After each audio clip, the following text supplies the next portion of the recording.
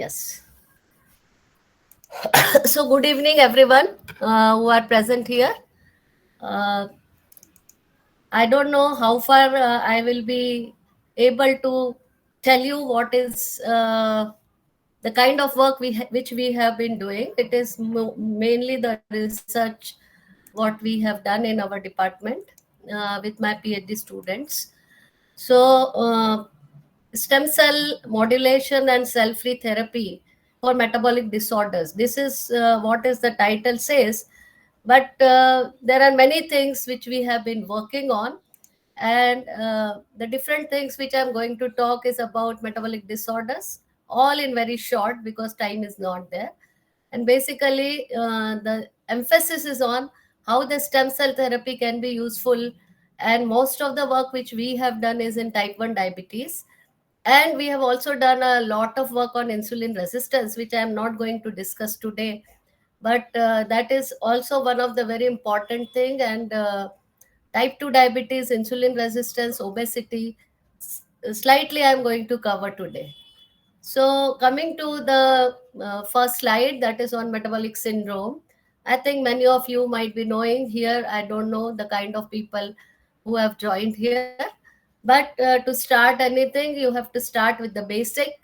So, the metabolic disorder is something where you have, as the name itself suggests, is the dysregulation of the metabolic activity. It may be for protein, carbohydrate, fat, etc. And what you generally see is defect in insulin secretion, insulin action, which might lead to hyperglycemia, hyperlipidemia, and these are the other things which are associated with this. And these are the different diseases which are there, like type 2 diabetes, obesity, fatty liver, and cardiovascular events. Of course, I'm not going to cover anything on this, only on type 2 diabetes and obesity. And what is very important for us to note here is that there is very high increase in the prevalence of metabolic syndrome in India. This is 2022 data, which is quite recent data. And if you look at this is urban and this is rural, not much difference.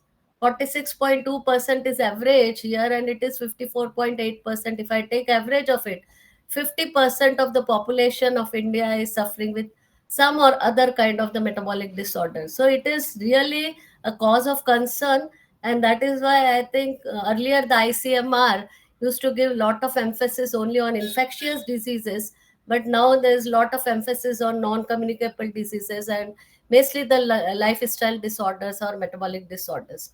So coming to your diabetes and obesity, this is, as you know, there are two types, type 1, type 2.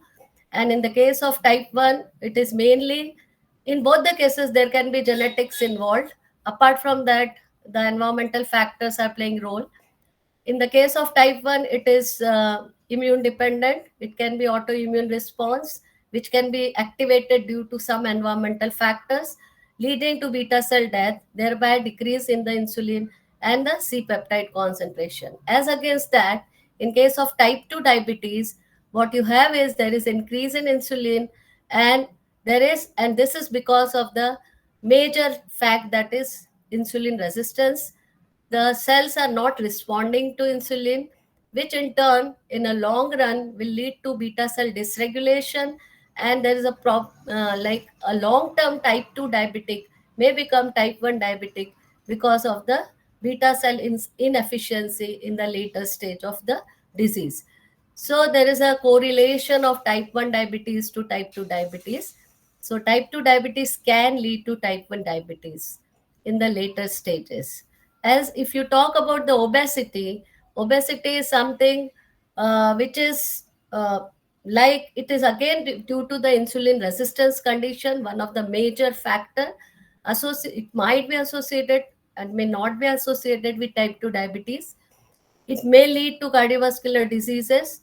And another very important problem of metabolic disorder, which could be related to obesity, is infertility. And you know that it is now becoming a big problem even in India. And these are the reasons, maybe genetic factors, low physical activity, and overt nutrition. So And the other thing is, like, this is the relation between diabetes and obesity is two-way, and nobody knows which is first. So it may be a case dependent, where maybe obesity leads to diabetes or diabetes leads to obesity. There are two groups of scientists. One says obesity is causing diabetes, other says diabetes is causing obesity, and there are equal kind of references which will be like supporting both the this hypothesis, that is obesity to diabetes or diabetes to obesity. So still it is a question for the new generation to further work on it and try to really answer this. So, in case of type 1 diabetes, as I said, this is immune response which is there, and these are the islets. The islets are the one. My whole lot of talk will be related to islets, and you know that islets are the mini organelles which have different types of cells, and the beta cells are around 60% in islet as compared to other cells which are, and these beta cells are the one which is responsible for insulin secretion. So, due to the immune attack which is happening, the beta cells are dying. There is death of beta cell. The factors which are released due to this will can further influence the immune reaction. So there can be a vicious circle which might be there and which might be leading to the death of beta cells. And this is what is the reason for hyperglycemia, because insulin is not available or very less available, and this decrease in the insulin level is leading to hyperglycemic state. And in the case of obesity, now there is a very big scientific support to say that obesity is a condition of inflammation. It is the low inflammation in the body, systemic inflammation in the body, which is associated with obesity, apart from large number of other problem. And then it can also be causing high glucose, of course insulin resistance, and may be leading to type 2 diabetes. So now coming to what is the impact of insulin resistance. Now, before I go to this slide, I think all of you know that insulin is a pleiotropic hormone, and this hormone is playing a lot of role in controlling the metabolism. It controls the synthesis of proteins, it controls the cell division, and lot of things. So this is the only hormone which is acting at different levels, at translational level, at transcriptional level, and it is also very important for regulating the metabolism. So, and when you talk about insulin, you actually divide insulin tissues. The tissues which are in body divided into two types. One is insulin dependent tissues, and the other is insulin independent tissues. Now, these are the tissues. These three are the very important peripheral tissues, which are insulin dependent tissues, in which the glucose uptake is basically because of the presence of insulin. So if you take the example of a skeletal muscle or that of adipose tissue, the transporter is GLUT4, and this GLUT4 transporter, which is going to be upregulated for the uptake of glucose only and only in the presence of insulin. So it is the insulin signaling pathway which in turn will be causing up regulation of GLUT4, which in turn will be leading to glucose uptake. So, because of the insulin resistance condition, this thing will not happen. Glucose uptake will be decreased in all the peripheral tissues, which will be leading to hyperglycemic state. So, in the liver, what you can see is the increased hepatic glucose production, triglyceride synthesis increased, all this leading to lipogenesis. Here you can see that tyrosine phosphorylation is decreased. Now, insulin receptors are tyrosine kinase receptors, and when you talk about insulin receptor, the insulin binds to its receptor and causes tyrosine phosphorylation. The downstream to that is IRS1, which is also getting phosphorylated at tyrosine residue. Now, what is happening in the case of insulin resistance is that the insulin receptor, instead of getting phosphorylated at tyrosine residue, it is getting phosphorylated at serine residue. And when there is a serine phosphorylation of insulin receptor, there is downregulation of insulin receptor. In turn, the cell will have less number of insulin receptors. And that is the reason for the insulin resistance condition. So that is what actually is happening in the case of skeletal muscle and in adipose tissue. And in adipose tissue, what you see is there is not only that there will be adipocyte size is increasing, also there is a change in adipokine productions, and there is an inflammatory response which can be seen very high in the case of adipose tissue. And that is one of the reason for the obesity. So here you can see that these are the normal or the lean adipocytes, and if you see this, these are obese adipocytes which are increased in size. So it is not that there is increase in the number of adipocyte, which may be later on, but the initial thing which is happening is the number of adipocytes which are there may be remaining same, but the size of adipocyte increases, and it is the volume ratio, that is the number of receptor present on this. When it will be on this, the total number is going to be less, and that is the reason for insulin resistance, and it will be causing the inflammation. One of the most pro-inflammatory response which you will see is IL-6 and TNF alpha. There is change in the adiponectin, change in leptin, resistin. These are the important hormones which are being synthesized, or cytokines which are being synthesized by the adipocytes. And the anti-inflammatory, that is IL-4 and IL-10, they are going to be decreased. So all this is something which is responsible for affecting the metabolic health and causing the local and systemic inflammation, which is the cause of obesity. So I think I just tried to explain you that what is type 1, type 2 diabetes and what is obesity and what is the role of insulin in all this. Now coming to diabetes and then coming to stem cell therapy, why it is important? Because most of the drugs which are in market for diabetes is either they are causing hypoglycemia or they act as an insulin sensitizer. This is the list and their action, how they are working. And at present, if you see, the market is floating with the GLP-1 analogs, and lot of pharma industries are now interested in developing different types of GLP-1 analogs, which are very good as far as the diabetes therapy is concerned. But and then clinicians also use the combination of these drugs depending on the patient to patient, the requirement.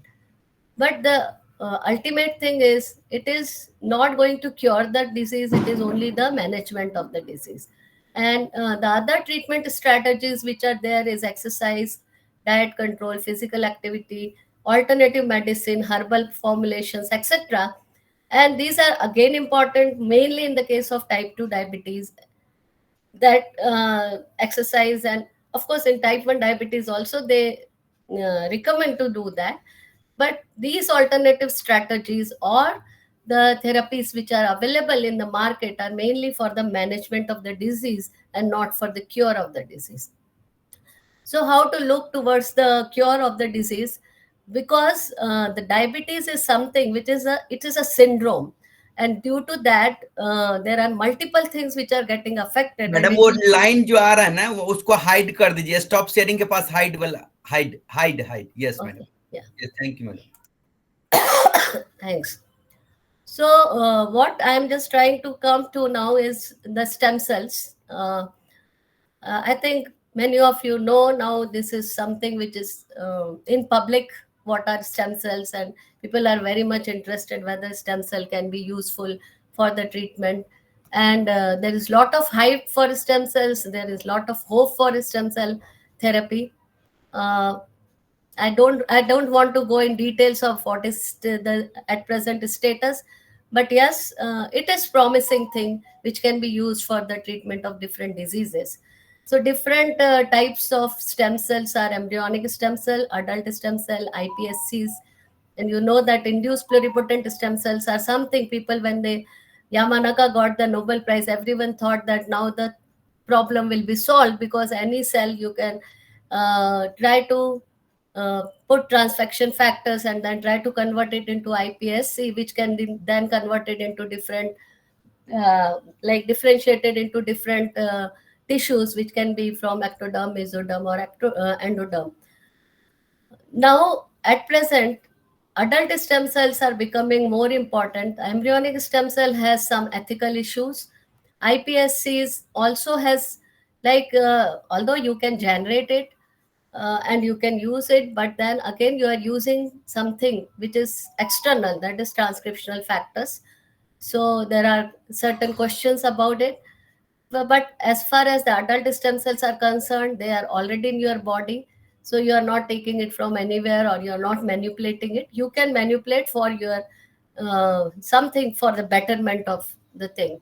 So these are the different places from where you can get the adult stem cell. It can be from endometrium, placenta, amniotic fluid, umbilical cord, bone marrow, dental pulp. And so this list is not sufficient. There are many adipocytes, adipose tissue, etc. And these are the different tissues which can be like, which can, this can be, these stem cells can be differentiated into, depending on what you require, to either adipocytes or to blood cells or cardiomyocytes, and whatever you need. So that is what is important. There is Nishtha or Thana. some background noise. Nishtha, mute your mic. Please, madam, So continue. what is now? I will tell you that out of different types of stem cells which we know, at present the most important ones which are in market and which can be very easily useful from the therapeutic purpose is mesenchymal stem cells. And this is just to tell you the figures about the stem cell therapy and the clinical trials which are going on. You can see it is not much, and phase 1 is a little bit you can see, but phase 3, phase 4, not much. So it is really, we are not reaching to this patient properly with all our different clinical trials being done by the with the help of our stem cell. And this is just to depict that if you take the stem cell, you can differentiate. So you can take it from the patient itself. So you have isolated the stem cell from the patient. You have these are multipotent in nature, so you can derive whatever you want, and you can again transplant it. That means if I want islets, I can transplant into the diabetic patient, and then I can see what is the impact of this. And it is very, very established therapy now. Of course, uh, only few places that you can see that this is being working out very well, but otherwise most of it is in the research labs, where we have very clearly shown that the islets can be generated from stem cells, and they are very useful. If you transplant, they are certainly going to give a lot of benefit to diabetic patient. And this is the scenario of stem cell therapy in India. So this is about different countries. So India's share is very less, only 3%. And this is what is the different stem cells which can be used. So I'm not going in details of this. So this is just to tell you that there's something going on, moving on, and this is 2021 report. So now coming to the stem cell perspective in type 1 diabetes mellitus and the work which we have done. So here you can see that you can have the functional islets. These are the adult stem cells from bone marrow, placenta, dental, adipose, etc., which I said. You can choose whatever you want. People have done with placenta, dental pulp, adipose tissue, Wharton's jelly. Everything has been tried for differentiating this into functional islets. One can use iPSC or one can use embryonic stem cell for making this. Now, why this particular thing is there? These are basically the progenitors. So anything, because these are this has to be first differentiated into pancreatic progenitors, and these pancreatic progenitors then will be differentiated into functional islets. So in my lab, we have not only worked on this, but we have also emphasized on using pancreatic resident endocrine progenitors and making it functional islets. The reason is this particular route to get the functional islets is very short. But the limitation of this is how to get pancreatic resident endocrine progenitors from the patient. That is not possible because you cannot take out the pancreas. So that is the limitation. But for animal models and for other, if you have pancreatic resident endocrine progenitor cell lines, you can certainly make functional islets in very short period of time. Whereas if you use this, the route is quite long. It may take 10 to 18 days, to which you will see further in my slides. So these are few of our publications where first thing, okay, apart from that stem cell that we have started working on, first thing which I want to tell you that the work on diabetes, what started in my lab is for one of the plant material that is known as Anicostema littoral. And we first shown that this particular herbal extract is capable of causing the differentiation to islets. So this was the first paper which came from my lab to demonstrate that some herbal extracts can also be uh, a very useful for differentiation, because those who are working in cell culture, they know very well that the media which you are using, they are very costly, and the growth factors and other things which we add, they are also very costly. So how to decrease the this cost, and can we make use of those plants which we know from our traditional knowledge, that can we use some of them for this kind of work. So that is how my lab started working on this, and we got functional islets.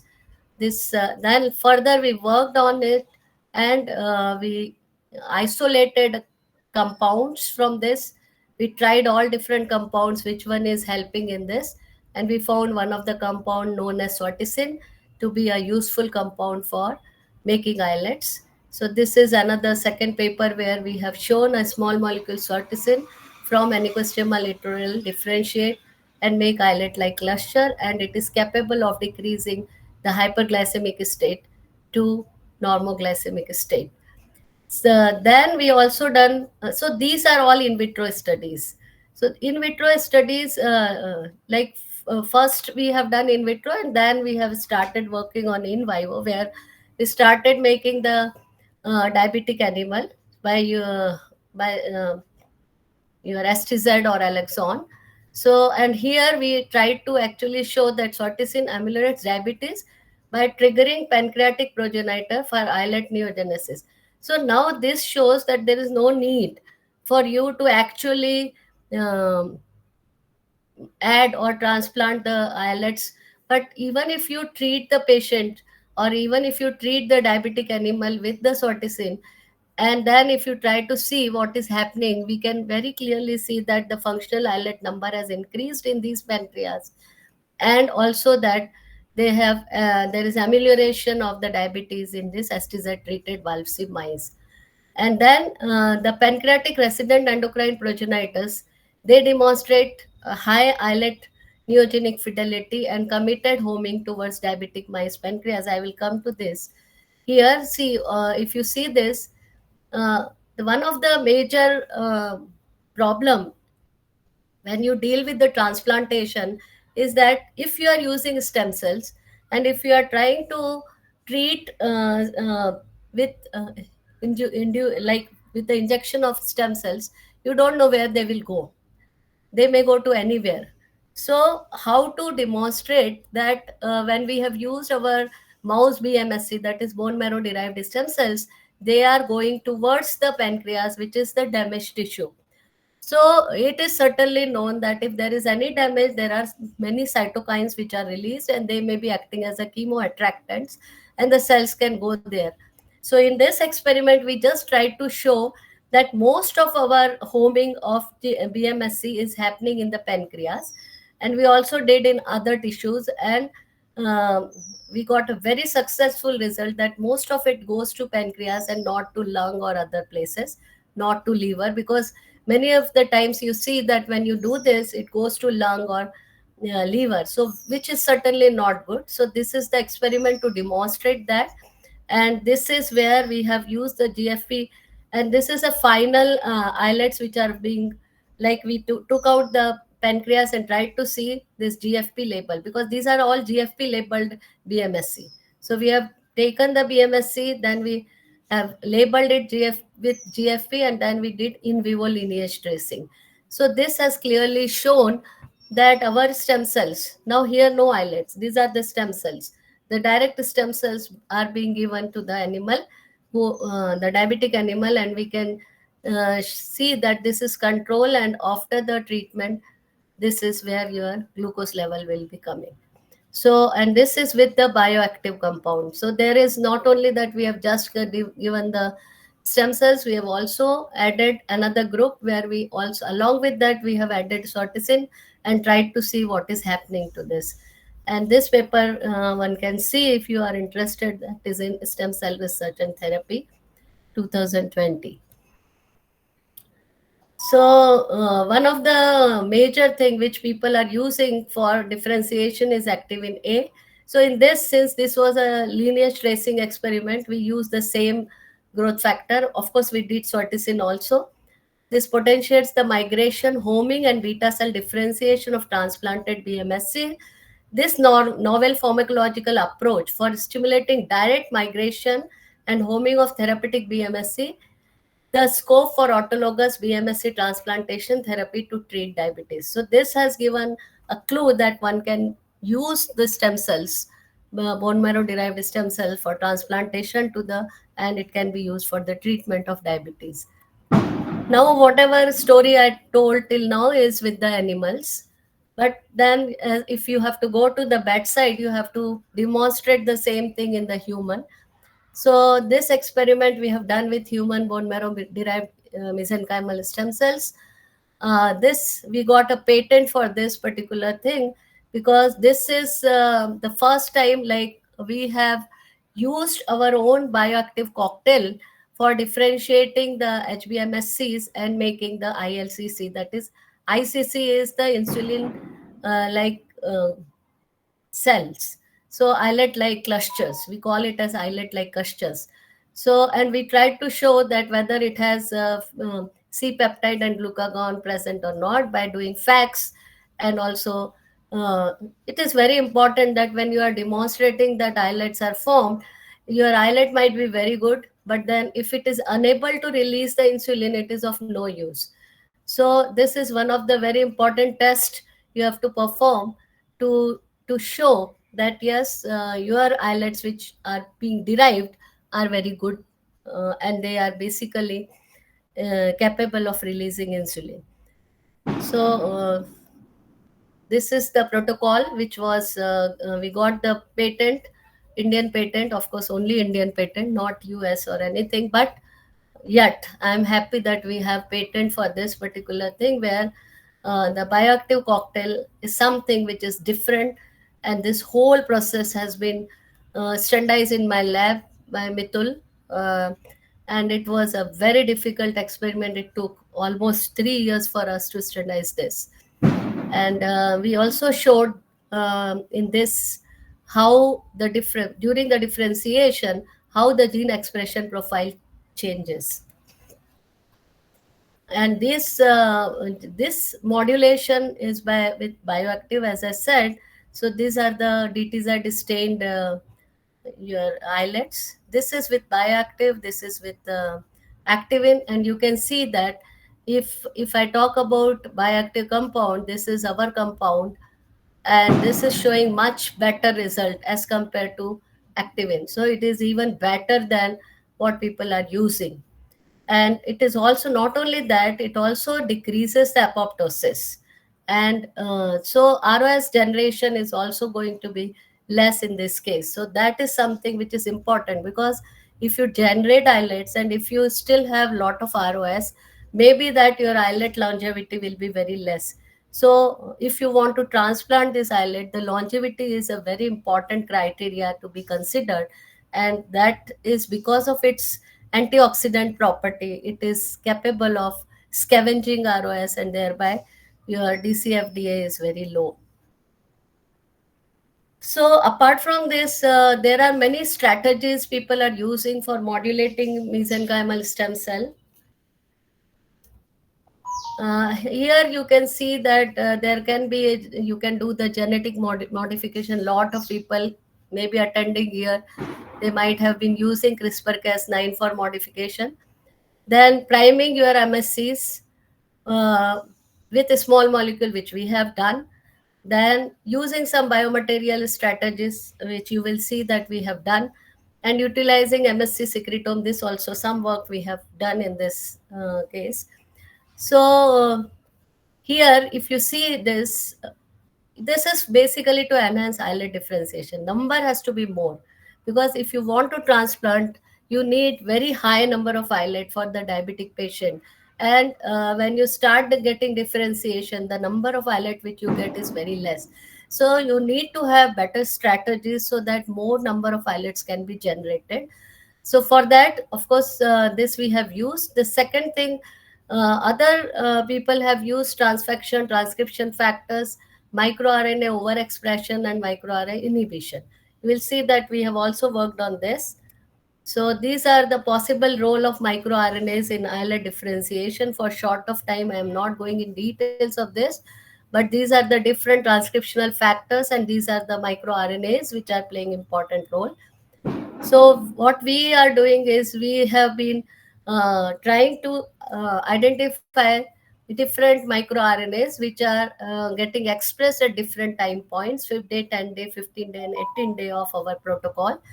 And what we have observed is there is, of course, all these, whatever you see in green, they are the ones which are upregulated, and these are downregulated. And here the MIR-124 is one of the target microRNA, because when we started looking in the literature, we found that this is something very interesting microRNA, because this microRNA is important in islets, because it is in decreasing, like it decreases SERT1, it decreases neuro-D. So if this is more, then naturally islet formation will be less. Your glucose sensing mechanism also decreases. And so this seems to be very important microRNA to us. And FOXA2 is one of the important, because we can't work on all of this. We identified this as an important candidate to be further used, because it is playing important role in glucose sensing. So this is our microRNA 124 expression, and this is FOXA2 expression, using different types of cocktails, using bioactive molecules, etc. And what we could see that FOXA2 expression with our molecule is actually playing a very important role. And further, what we wanted to do, since microRNA 124A is increasing, so we wanted to inhibit it. Now, how to inhibit it? This is the manipulation of microRNA in islet differentiation using lock nucleotide assay, LNA. LNA technology is a new technology where people, maybe some of you might be knowing it. So this technology we have used.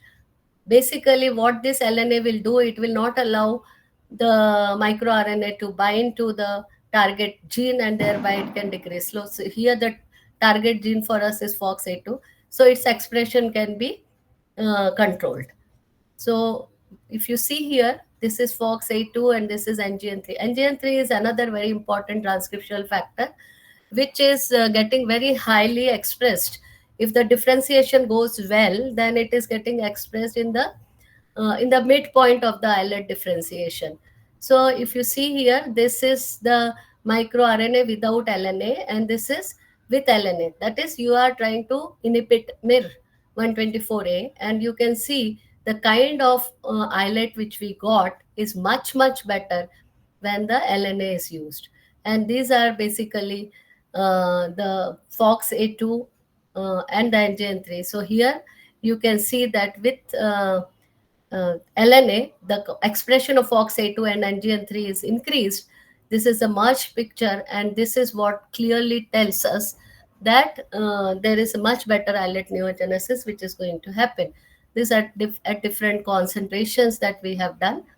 And we try, no, sorry, this is with activin and this is with bioactive molecule, our molecule. So our molecule is also, maybe it is better than activin, and it is trying to show FOXA2 and NGN3 regulation by inhibiting the MIR-124A. These are other microRNAs. One can work on this and can try to manipulate them and thereby can increase the islet formation. So this is in short what we have done. LNF treatment, without LNA treatment, FOXA protein expression has been demonstrated. Without LNA treatment, it is inhibited. With LNA treatment, since there is no, like it will not allow, it will go and bind to your MIR-124. Therefore, MIR mRNA for FOXA2 is now free. It gets expressed and it will make the FOXA2 protein expression and thereby will be responsible for better islet formation and better glucose sensing. The other strategy which can be used is certain biomaterials which can be used. Here we have used encapsulation technique. So there are different encapsulation devices which are available in market, and people have used, many scientists have used this.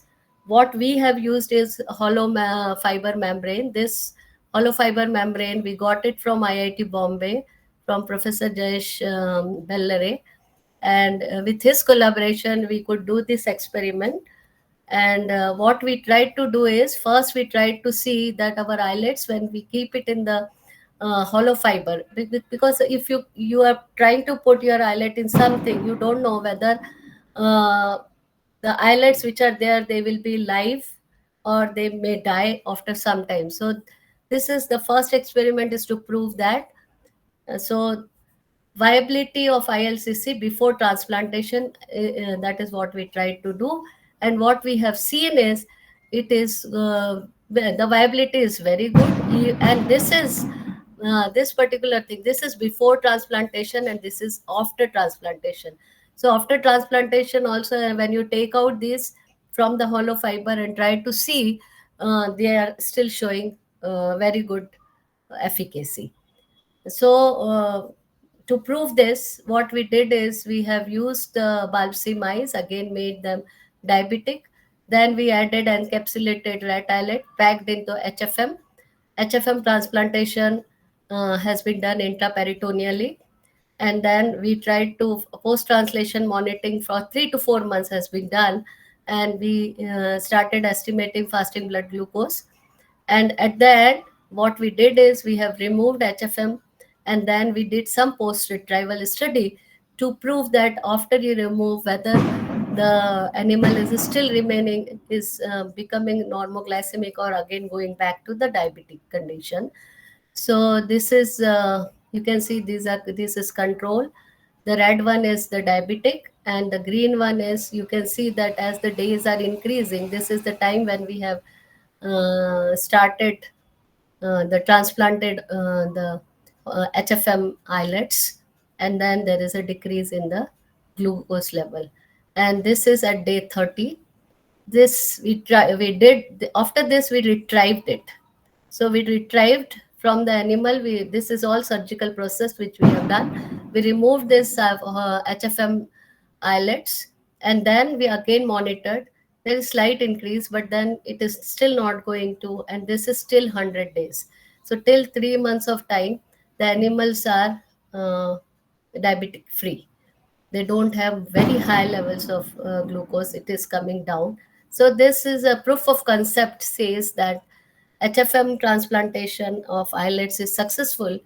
And here again, I would say that we have used bioactives here also. So this is HFM, this is HFM plus BMC. These are much better as far as the ILCC viability is concerned. And this is the normal rat, this is the diabetic rat, very high glucose, and this is the transplanted rat, where the glucose level are coming towards the normoglycemia. And after 100 days, we have killed the animal. We took out the pancreas and tried to see the histopathology of it, and we could see that the pancreas is showing much better histopathological observation, because in diabetic condition you can see that there is lot of disruption which is happening. Now coming to Dr. Gopalji, do I have time? Yes, madam. Okay. 10 minute तक तो कम से कम कर सकते हैं और Okay. वैसे participants बहुत हैं, क्वेश्चन वगैरह भी पूछेंगे, अभी मैंने सबको रोके हुआ है।